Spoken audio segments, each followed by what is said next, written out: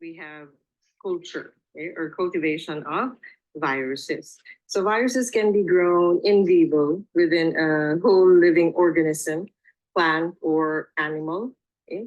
Or they could also be grown in vitro outside a living organism in cell cultures that are grown in an artificial environment, such as the test tube or cell culture flasks or agar plates. Okay, so in vivo virus cultivation, it is usually very important for the identification and diagnosis of pathogenic viruses in clinical specimen. Production of vaccines are also would also include in vivo cultivation of viruses, like in chick embryos. Okay, they do that, and for basic research studies as well. Okay, in vivo host sources can be a developing embryo. Well, so like in embryonated bird's egg, or it could be chicken or sometimes turkey or duck. Okay, because veins are larger in ducks and turkey.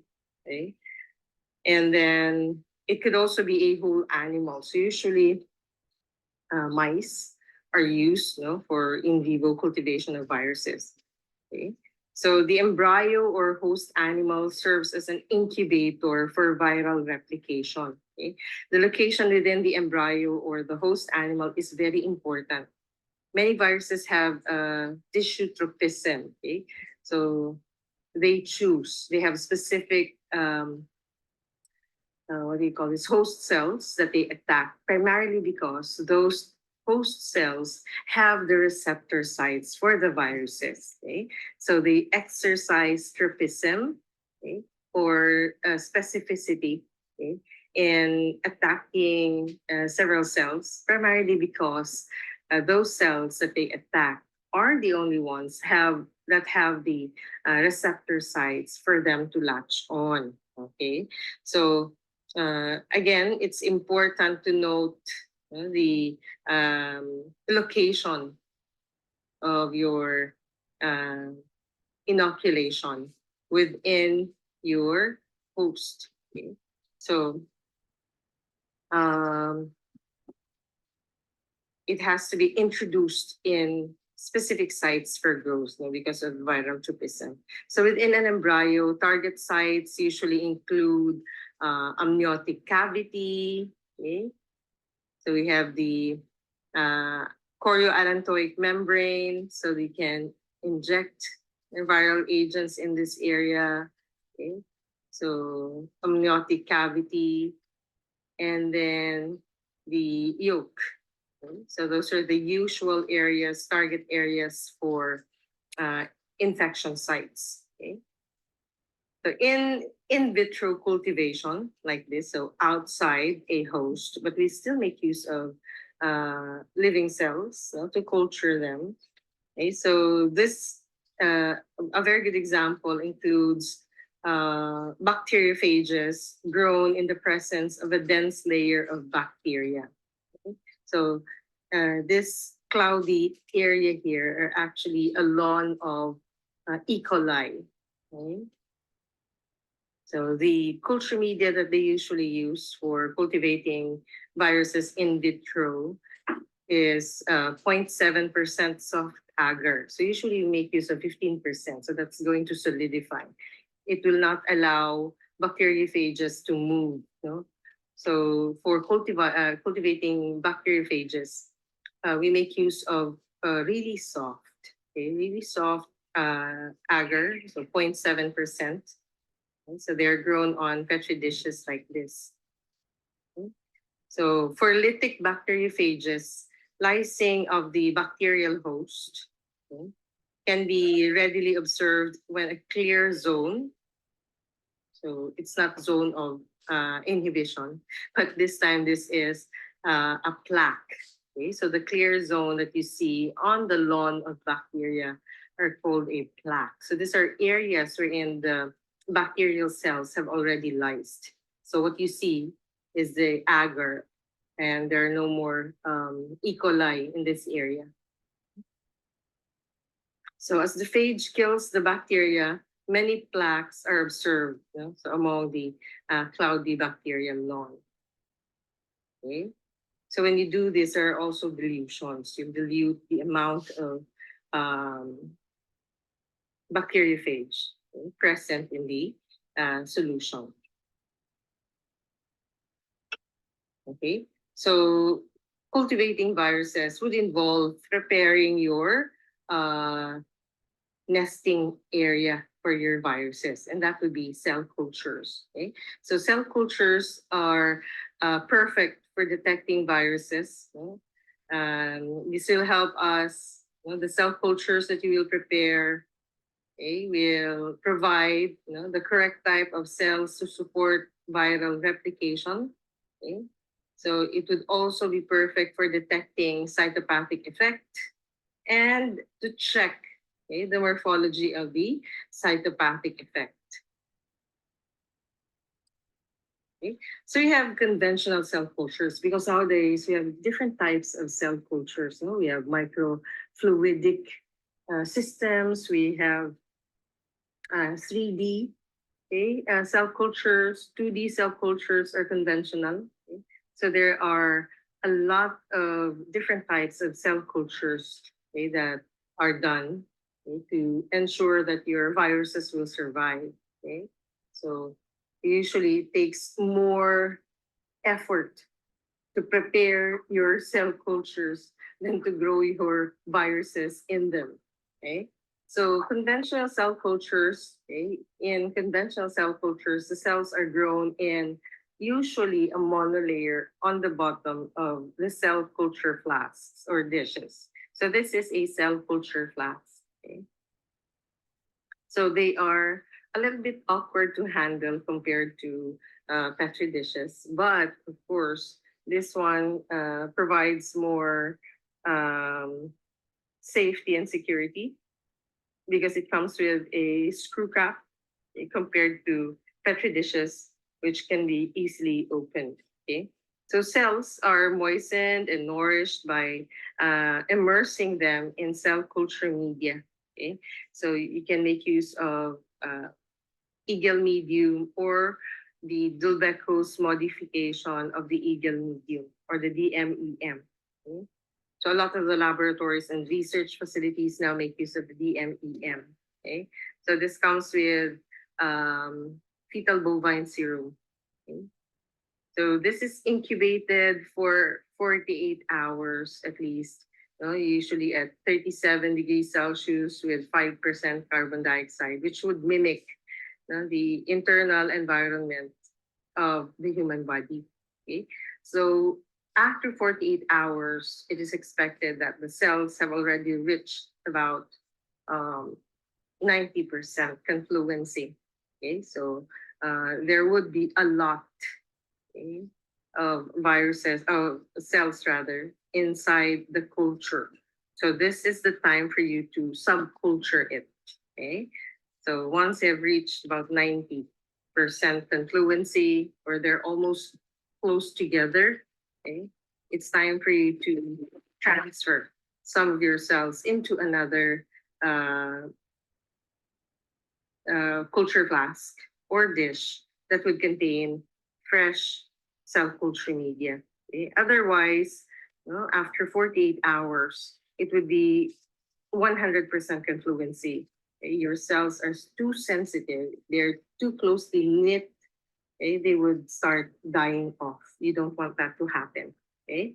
So once it has been subcultured, once you have transferred, okay, your cells into another culture media, your cell culture becomes a cell line.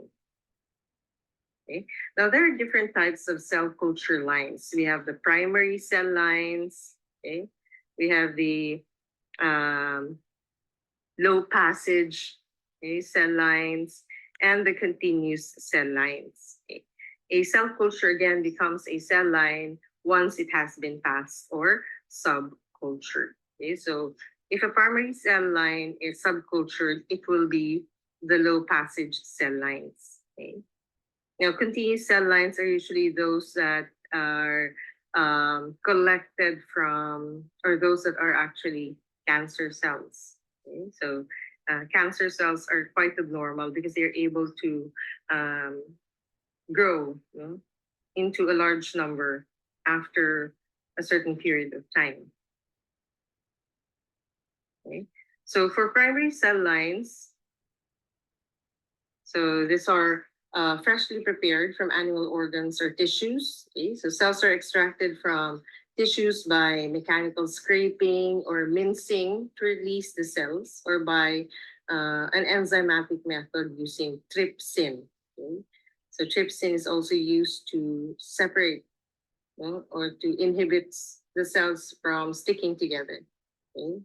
We also use trypsin to remove them or lift them off the bottom of the flask or dishes. Okay? So primary cell cultures usually require a liquid culture medium in a petri dish, or the tissue culture flask, or a cell culture flask, so that cells have a solid surface such as the glass or the plastic for attachment of growth. Okay? So usually cells that are cultured have a tendency to attach to something in order for them to grow. So that is why putting them on containers is necessary, so that they have something to latch onto. Okay. Primary culture media, primary cultures are also have a limited lifespan. Okay? So when they undergo mitosis, they'd be producing a sufficient density of cells. However, when that happens, cell to cell contact usually occurs. Okay? And when that happens, mitosis is triggered to stop. Okay? That's called contact inhibition. So once cells are close together like this, okay, contact inhibition occurs, which means mitosis is triggered to stop. And when that happens, your cells will start to die off, okay, one by one. Apoptosis sets in. Okay, so they're quite sensitive. So once they get to touch another cell, okay, they would stop dividing, and then they die off slowly. That's why, as much as possible, we try not to reach the 100% confluency, no more space, only cells. Okay? That would cause mitosis to stop, and cells will not grow anymore. They'll start to die off, and you lose your cell culture. Okay, so examples of this would be your PMK, or primary monkey kidney cells, and the HEK, or human embryonic kidney cells. Okay? So what to do to inhibit contact inhibition? So to inhibit contact inhibition, you'll have to subculture. Okay? Usually it indicates cell culture to be prepared. That's why after 48 hours of incubation, you need to perform subculture in order to save those cells from dying. They need something, they need a fresh environment, a fresh culture medium, okay? So that they could maintain continuous cell growth. Now for the low passage or diploid cell lines, these are cell cultures that remain virus sensitive through about 20 to 50 passages. So you can subculture them 20 to 50 times. Okay? So the example for this is human diploid fibroblast cells, okay, derived from human kidney and lung fibroblasts. You could also use the WI38, but what is most commonly used in a lot of the laboratories abroad, in Canada and Australia, they use the MRC line of culture cells. They have the MRC5 and the MRC7. So MRC is Microbiology Research Council.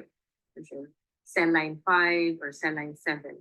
Okay, so these are human embryonic lung cells. Okay. These are examples of the cells that are used for research. Okay, so the WI38 and MRC5. So these are human lung fibroblasts. Okay, so for continuous cell lines, okay, they usually are derived from transformed cells or tumors, and therefore they're able to be subcultured many times or even grown indefinitely, okay, in which case they are called immortal cells, or immortal cell lines. So they will grow in suspension and have and will not undergo contact inhibition. Okay, so that's what is good about using immortal cell lines. So as a result, the cell lines can grow in piles or lumps resembling small tumor growths. So examples for this is the HEP2 cells or the human epidermoid cancer cells and the HeLa cell line. Okay? So HeLa cell was originally cultivated from tumor cells obtained from Henrietta Lacks, hence the name HeLa. Okay, so Henrietta Lacks was a patient who died of cervical cancer because of HPV or papillomavirus. Okay, that was 1951. Okay, so HeLa cells were the first continuous tissue culture cell line ever produced. Okay. These are cancer cells. Okay, so I have a video here that explains, okay, aseptic techniques that has to be observed when performing cell culture methods in the laboratory.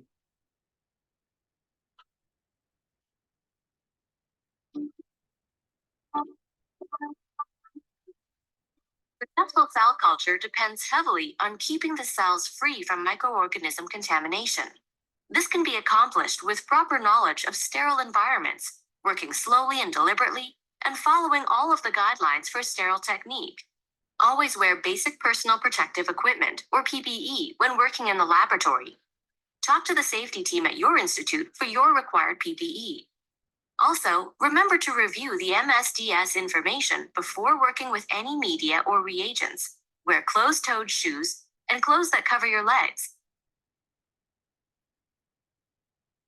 Washing your hands before handling cells or performing culture work removes bacteria and microscopic dead skin particles.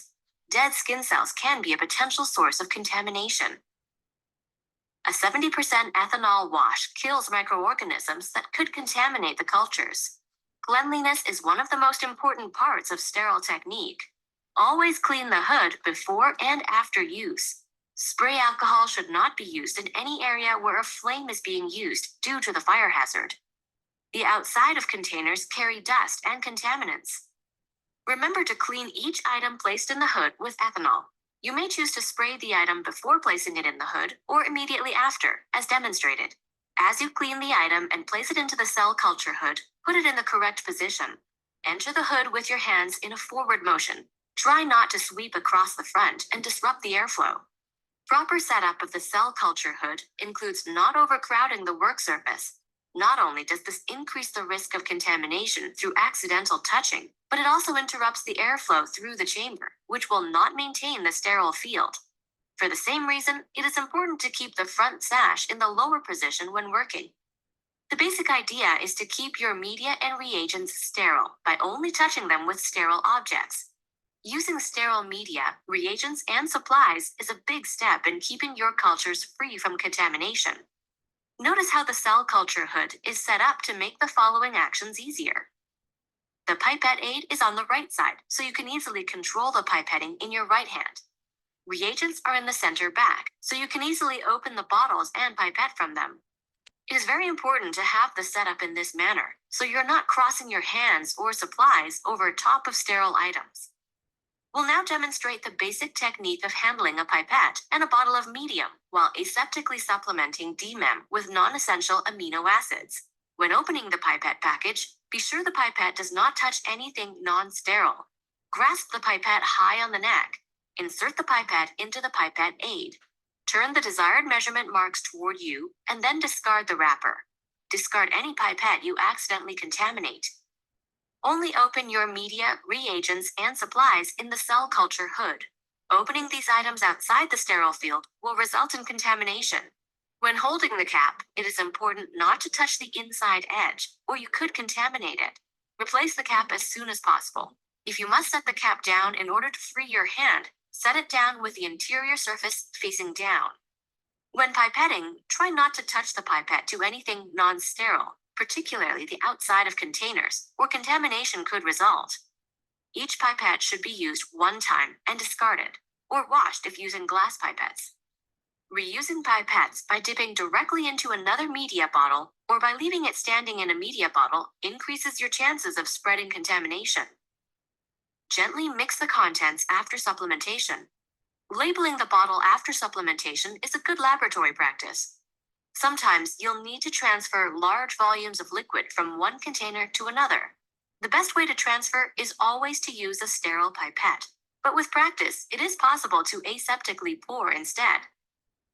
You should pour quickly and deliberately, using the front corner of the bottle to channel the liquid and improve the speed and accuracy of your pour.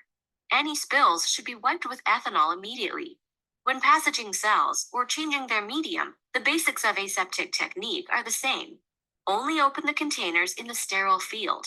Do not cross your arms or other items over an open flask. Don't rush, but work at a good pace and with deliberate motions. Do not reuse pipettes, and do not use items that were inadvertently contaminated. When finished, make sure everything is closed tightly before removing the cell culture hood. Anything opened outside the sterile field will now be non-sterile and should not be used for cell culture work. Wipe down the work surface with ethanol again, and straighten up the hood before you leave.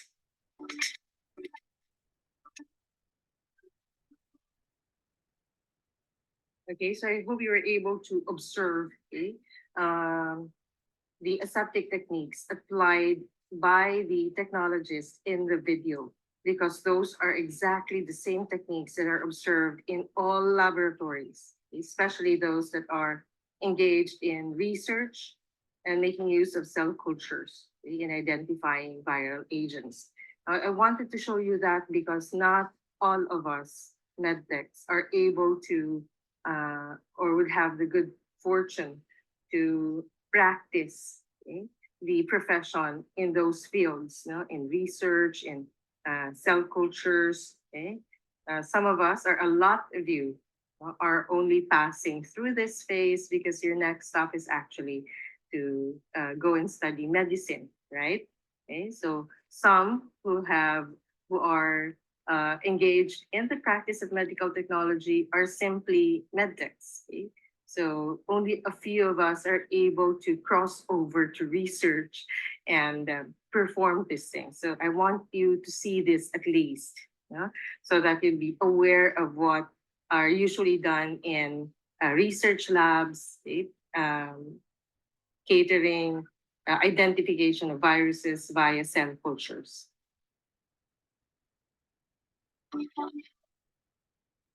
Okay, so for this next video, okay, this is the part 2 of that video that you have just seen. This one will show us the basic for cell culture. So after she has shown us how to prepare and clean the area, which is very essential in our field of work.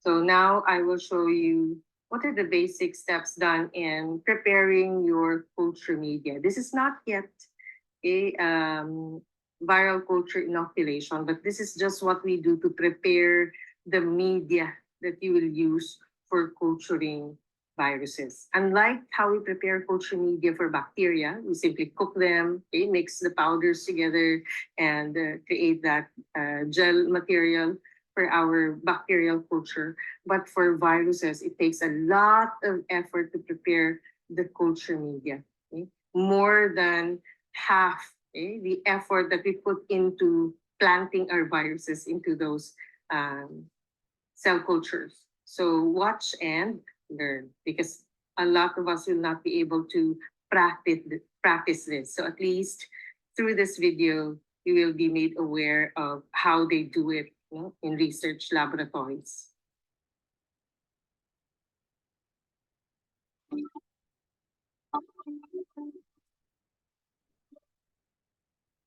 The growth of cells in culture follows a standard pattern. A lag after seeding is followed by a period of exponential growth called the log phase. Cells should be passaged when they cover the plate, or the cell density exceeds the capacity of the medium. Maintaining log phase growth will maximize the number of healthy cells for your experiment. Before retrieving your flasks from the incubator, sterilize the hood and have all required supplies at hand. Examine your culture carefully for signs of contamination or deterioration. Handle the cells with care during transport.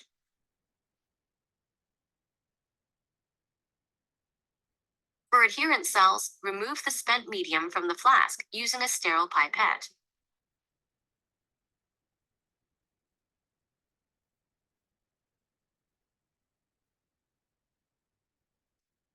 Rinse the cells with a balanced salt solution, such as DPPS. Make sure to use a salt solution without calcium and magnesium, as these may inhibit your cell dissociation reagent. After rinsing the cells, remove the salt solution. Each time you aspirate liquid off the cells, place the next solution on quickly. Add your cell dissociation reagent to remove cells from the plate. Use just enough solution to cover the cell sheet.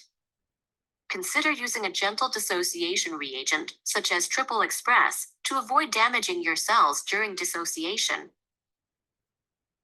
Make sure that the solution completely covers the cells. You may want to tap gently on the plate to help the cells detach. Use a microscope to confirm the cells have released from the flask. They will start to appear round as they release from the substrate and will move or slide when the flask is tilted. Complete dissociation is necessary. Do not leave the dissociation reagent on too long, especially if you're using a reagent other than triple. You may choose to manually break up lingering clumps by repeatedly pipetting warmed medium over them. A single cell suspension is important to achieve an accurate cell count. If you are using trypsin, the collection medium will need serum, or you'll need to use a trypsin inhibitor to inactivate the trypsin. If you're using triple, inactivation is achieved by dilution alone. No serum is needed. Transfer the cells to a conical tube and centrifuge to remove any residual dissociation reagent. The speed and time of centrifugation will vary based on your cell type.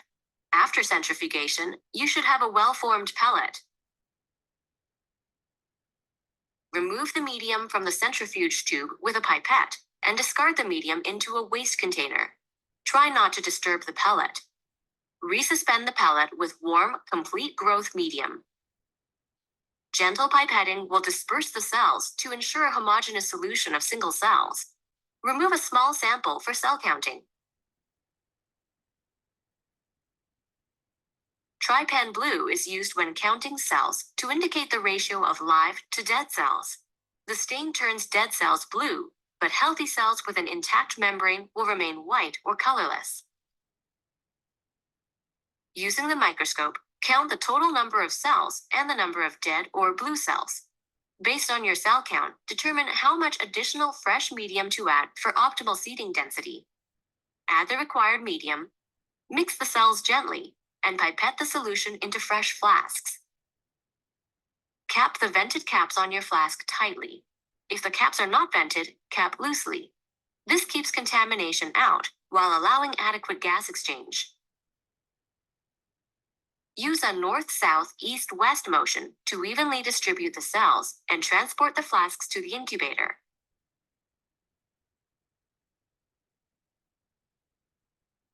When passaging suspension cells, you'll begin by removing a small sample from the cell culture flask for counting. You'll follow the same counting procedure for adherent cells using Trypan Blue and either a hemocytometer or the Countess automated cell counter. Based on your cell count, add additional fresh medium to the flasks. Stay within the minimum and maximum volumes. This is important to maintain optimal air exchange and shaking flow. You may need to split the culture into multiple flasks.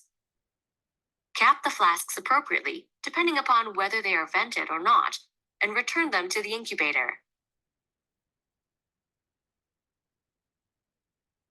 Every 3 weeks, gently spin the cells, remove the medium, and replace with completely new medium. This eliminates cell debris and metabolic waste.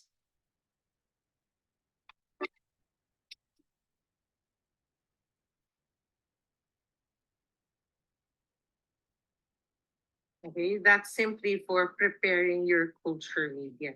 Okay, so it takes time and effort to do that because we want to keep ourselves alive. Because remember, our viral agents are um, obligate intracellular, okay, because they're lacking in a lot of things that would allow them to multiply.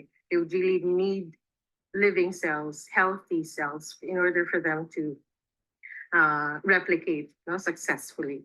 So that's what we do when we take care of the cells that are needed for viral culture.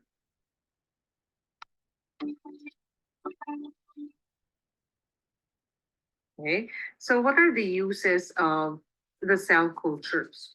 Okay, so one of the important uses of cell cultures are, of course, for in vitro cultures of viruses. So one of the examples of um, in vitro viral cultures are when we cultivate bacteriophages for in the laboratory for research. Okay, so we do the plaque assay when we do in vitro cultivation of bacteriophages. So let's listen to Sir William Dunn in his explanation about the plaque assay.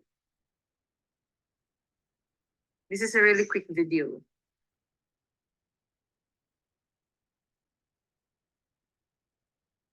Although viruses are typically too small to see, if infection causes visible damage to cells, the presence of infectious virus can be detected using a plaque assay. We're going to be looking at a plaque assay here carried out using influenza A virus.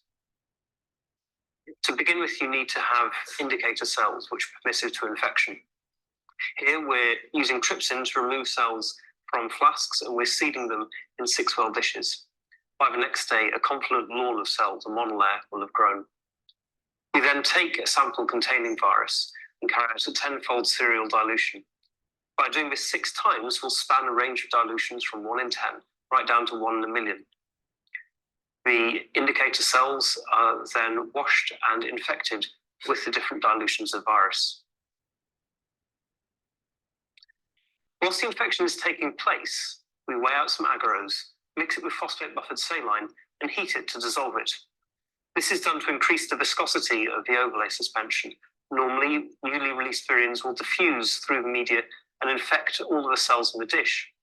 But by increasing the viscosity by mixing media with agarose, we can ensure that each infected cell only infects its immediate neighbors. Once the cells in the gel are returned to the incubator, the infection proceeds. Influenza grows relatively quickly, and areas of infection will start to spread over a course of 2 to 3 days. During this time, each cell infects its neighbors and they infect their neighbors, and you can see here a growing zone of cytopathic effect. This is, however, quite hard to see with the naked eye. To make it more visible, the overlay is peeled off and the cells are fixed and stained. Here we're using Kumasi Brilliant Blue dissolved in ethanol and acetic acid. Once this is washed off, uninfected cells are stained strongly blue in a confluent layer. However, any initial site of infection will have left a visible plaque, an area where no cells remain on the dish, which appears white against that blue background. In an infected plate, we'll see now a range of different densities of plaques across the serial dilution. And by taking a well with countable plaques, the number of plaque-forming units, or PFU, in the original stock can be back calculated and expressed as a concentration of PFU per mil. Okay, so to understand what Sir William had explained, okay, I have here another video that would explain virus quantification using the plaque assay. It's basically the same technique, okay? But this one will show you step by step how that is usually done.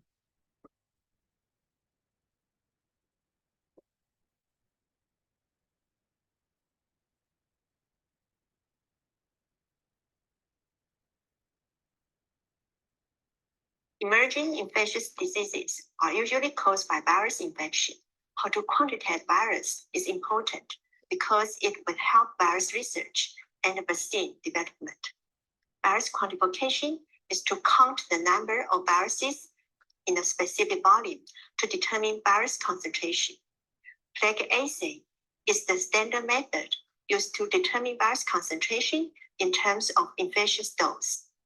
A confluent monolayer of host cells is infected with the virus at varying dilutions and covered with a semi-solid medium, such as agar or carboxymethyl cellulose, to prevent the virus infection from spreading indiscriminately.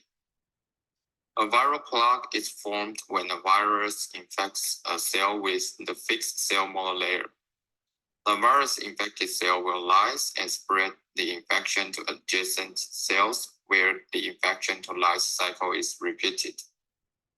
The infected cell area will create a plaque which can be seen visually or use an optical microscope. Plaque formation can take 3 to 14 days, depending on the virus being analyzed.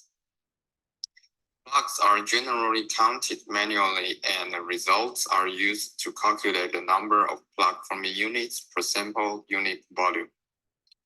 A PFU per ml result represents the number of infective particles within the sample and is based on the assumption that each plaque formed is representative of one infective virus particle.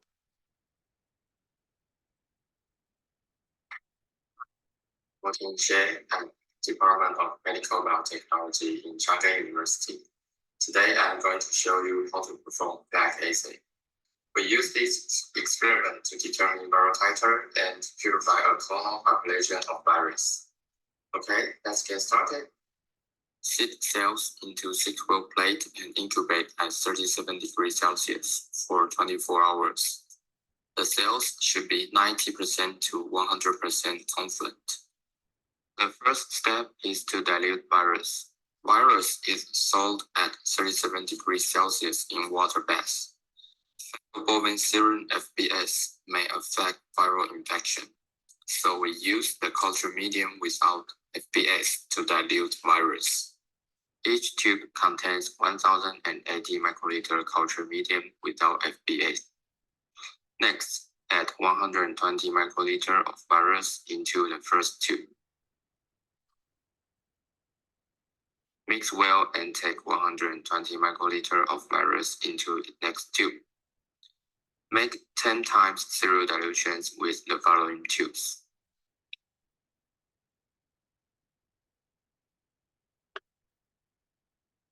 To infect cells with virus, discard medium from each well and wash cells with PBS.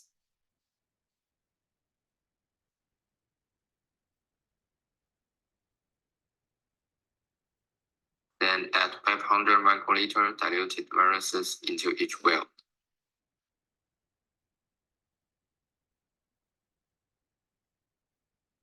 Incubate viruses and cells in 37 degrees Celsius for 1 hour. Shake the plates every 15 minutes. The agarose solution contains 0.3% agarose and culture medium with 2% FBS. An autoclaved 3% agarose solution and culture medium are pre-warmed at 45 degrees Celsius. Add 4 ml 3% agarose solution into 36 ml culture medium. Mix well, then keep at 42 degrees Celsius. Discard medium from each well.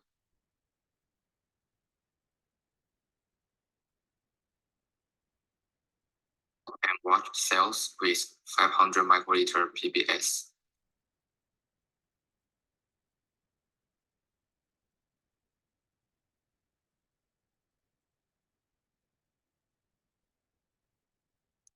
Three ml 0.3% agarose solution into each well.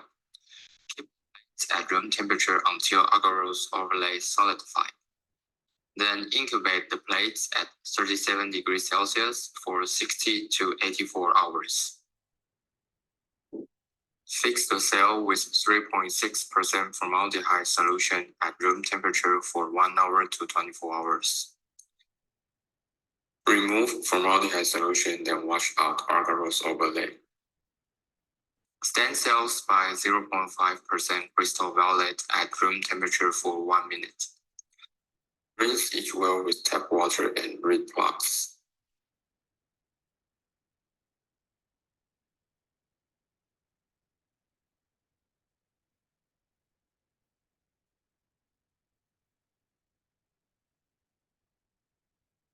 Water and reed plug.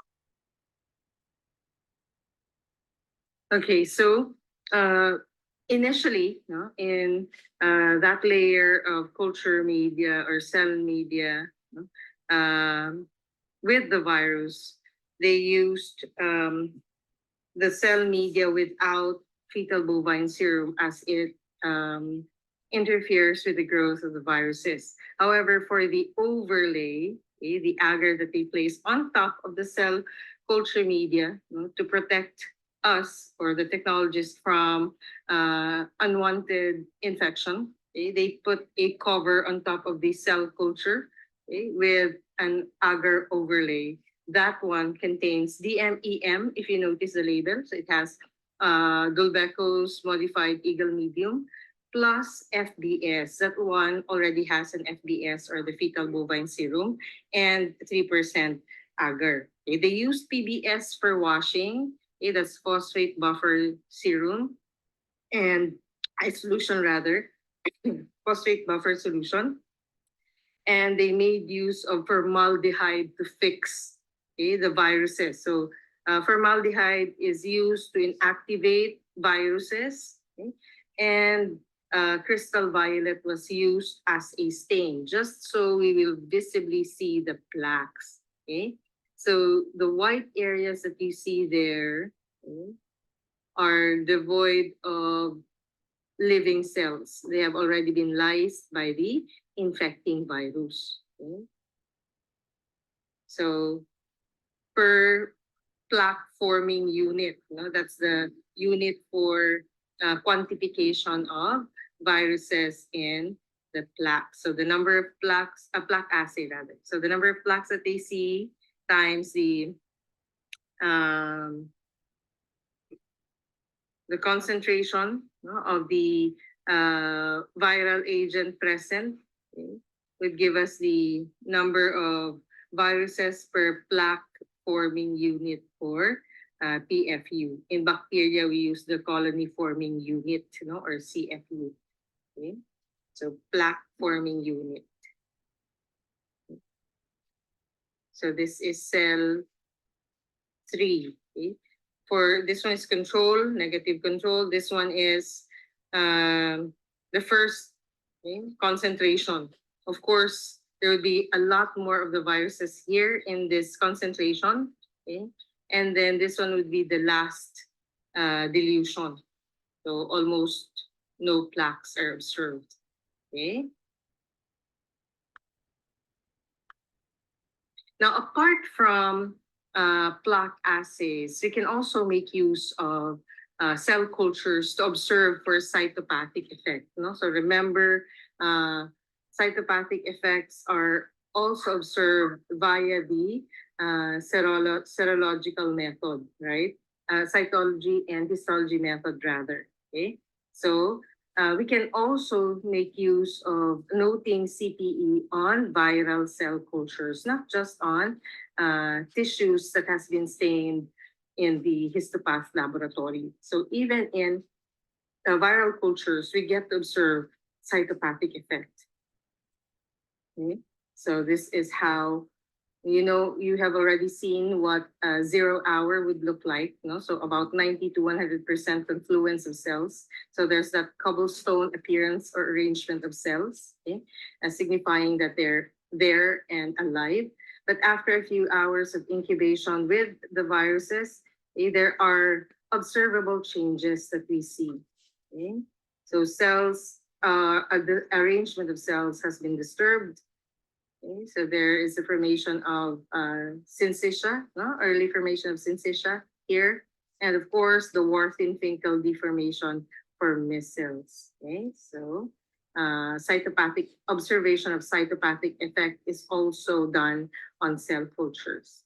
Okay, and then we have heme absorption. No observation of heme absorption of the viruses on RBCs can also be observed on cell cultures. Okay, so there's syncytia formation, okay, and heme absorption of viruses on RBCs.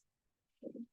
So that can also be observed on cell cultures. So apart from plaque, CPE, heme absorption, those are the things that can be observed for on cell cultures. Okay, so this is an example of how cytopathic effect is quantitated in cell cultures. So if there is no changes in the monolayer, stale cobblestone appearance, that's negative. Okay. If there's a typical alteration of monolayer involving only a few cells, the result is reported as equivocal. It could be positive or negative, so there might be a need for you to repeat the steps.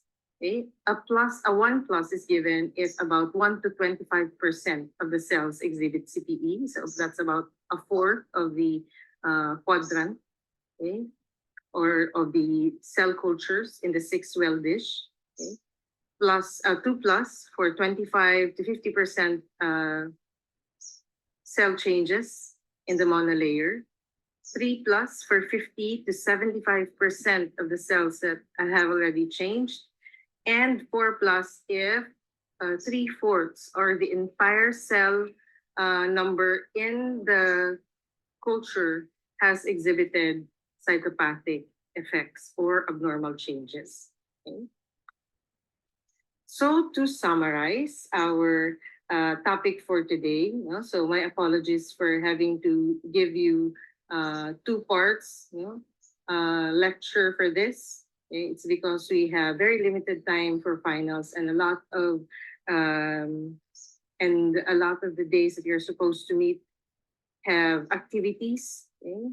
So there is really a need to pack this introduction to virology into 2 parts. Okay. So to summarize, okay, so viruses are acellular structures. They're not considered organisms. Okay. They do have nucleic acids and capsids. Some may have envelopes. Okay. So nucleic acids are either DNA or RNA, not both. Their capsids dictate the shape. Okay. So the capsids are made up of capsomeres, which can be arranged in a spherical manner, polyhedral, helical, or complex. Okay. For those with envelopes, okay, we call them envelope viruses. For those without, we call them naked viruses. Okay. The replication cycles or replication involves attachment or adsorption, penetration, okay, uncoating, synthesis, which is divided into early phase synthesis, which is done to create nucleic acids. And then we have the late synthesis phase, which is done to create structural proteins that make up capsids. Okay? And then, of course, after synthesis, we have assembly and maturation, and then release. Okay? And then for specimen collection, okay, so guidelines have been given. As much as possible, they are to be collected aseptically, processed as soon as possible. If not, you can store them at 4 degrees Celsius, okay? But it would be best to process them within 12 to 24 hours, okay? But there are some samples that cannot be refrigerated, like the bone marrow. So it has to be prioritized, okay? So there are different precautionary measures that have to be observed for different types of samples. And then for diagnostic methods, I was able to present the following. So we will be able to identify viral infection via cytology and histology by observing cytopathic effects. we will also be able to morphologically diagnose the presence of viruses through electron microscopy, okay, using either transmission or scanning electron microscope. You can also perform immune electron microscopy. And then for serology, you may perform immunofluorescence assays, enzyme immunoassays. Okay? Of course, the Western blot, which is still a part of our set of tests or battery of tests for identification of HIV. It's the confirmatory test here in the Philippines. But note that the Western blot technique takes a long time and a lot of expertise to be able to perform the test. Therefore, it is not recommended by World Health Organization, even by CDC. They all recommend for tests that would be rapid, okay? Same day test. Okay? So it would be best for everyone, of course. Okay. Of course, apart from serology, we can also make use of molecular diagnosis using PCR, which is best for, which is currently used nowadays in a lot of facilities. Okay. And then, of course, viral culture, which is widely used in research. Okay. And that ends today's session on virology.